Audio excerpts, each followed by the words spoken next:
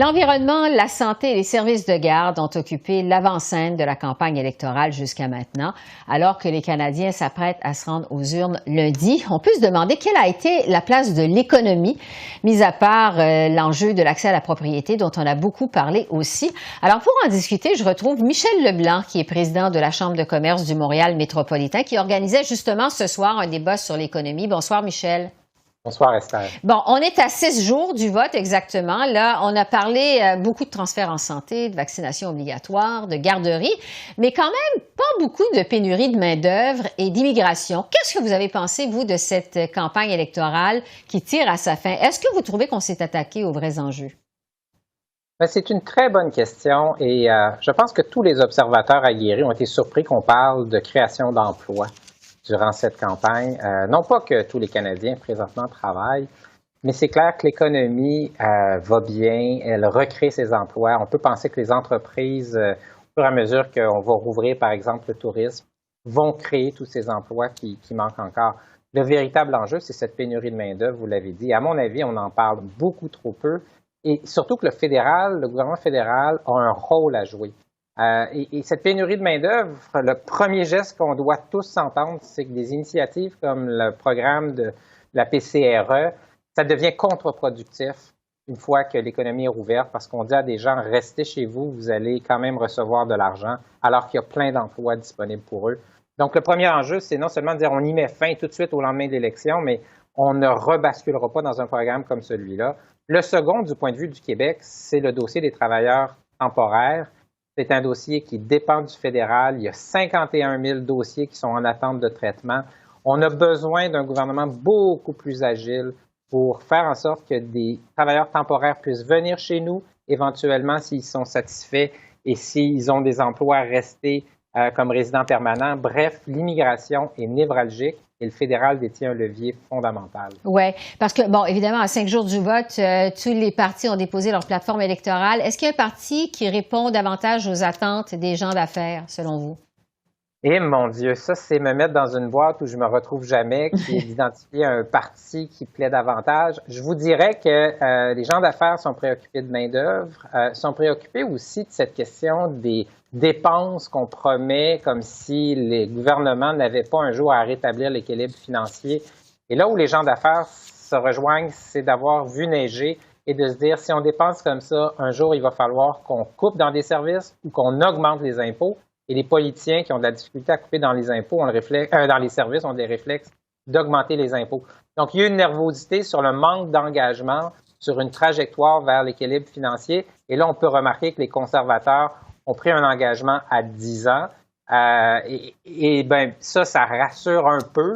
Mais on aurait aimé avoir beaucoup plus de discussions sur notre fiscalité, peut-être des promesses qu'on n'osera pas les impôts.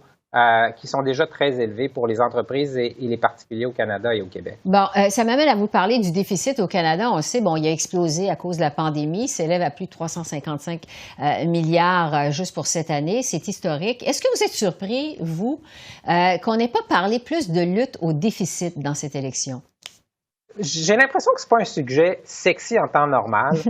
Qu'on a eu jadis, c'est une grave crise et ceux qui ont un peu de cheveux gris ou un peu de cheveux blancs comme moi s'en rappellent. Et ce qui arrive, c'est que les plus jeunes s'en rappellent pas. Et moi, j'ai bien peur que ce soit des crises périodiques dans des démocraties comme la nôtre. Le poids des demandes publiques font que les politiciens promettent plein de choses. Éventuellement, il y a des dépenses bien au-delà de ce qu'on peut se payer pour l'instant. Et éventuellement, il y a des crises où on doit rétablir la santé des finances publiques. J'ai une peur, c'est qu'on soit dans cette trajectoire et que dans 5-10 ans, les gens nous disent « Mais comment ça se fait qu'on se retrouve là? » Et là, les gens pourront dire « On vous l'avait dit, ça prend de la rigueur. Et quand l'économie va bien, il faut faire des surplus parce qu'on doit probablement, tôt ou tard, faire face à une récession et faire des déficits importants. Ouais. En plus des pandémies, évidemment. Oui. Je le disais d'entrée de jeu, Michel, vous avez organisé ce soir à la Chambre de commerce un débat sur les enjeux économiques pour Montréal, donc ce à quoi on doit s'attaquer dans cette campagne électorale. Qu'est-ce que ce sera justement les enjeux économiques de Montréal dans un monde post-pandémie, parce que c'est là-dessus que portait votre débat ce soir? Deux enjeux que je vais amener. Un enjeu qui peut surprendre beaucoup, mais on insiste énormément du point de vue du milieu des affaires sur cette transition écologique, cette transition énergétique qu'on devra tous faire. Il y a un appui très fort dans la communauté d'affaires pour atteindre des objectifs ambitieux de réduction de nos gaz à effet de serre, mais il y a une grande préoccupation, c'est qu'il va falloir aider les entreprises à faire cette transition, notamment les petites entreprises qui vont devoir investir.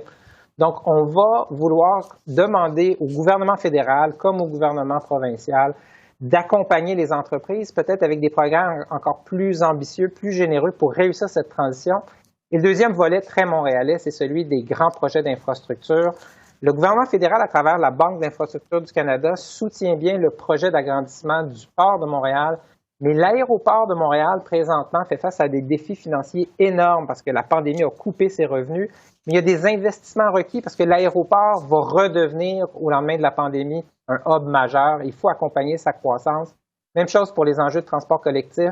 On le voit, il y a le projet de REM dans l'Est maintenant qui a émergé, mais il y a aussi ce métro qui doit absolument se déployer davantage. Et là, ça va prendre une politique d'investissement pan-canadienne, notamment pour Montréal, dans les infrastructures de transport collectif. Il nous reste quelques secondes. Michel, vous parlez de l'économie post-pandémie. Ça m'amène à vous parler de la nécessité de cette élection. On le sait, Justin Trudeau a affirmé au moment de déclencher l'élection au mois d'août que le moment était venu pour les Canadiens de dire leur mot sur la suite à donner à la gestion de la pandémie. Monsieur Trudeau, tout le long de la campagne, a eu de la difficulté à justifier son élection. Quel est l'état d'esprit des gens d'affaires face à cette élection au pays? Les gens d'affaires, on ne le répétera jamais assez, aiment bien la certitude, même des fois dans des situations un peu inconfortables.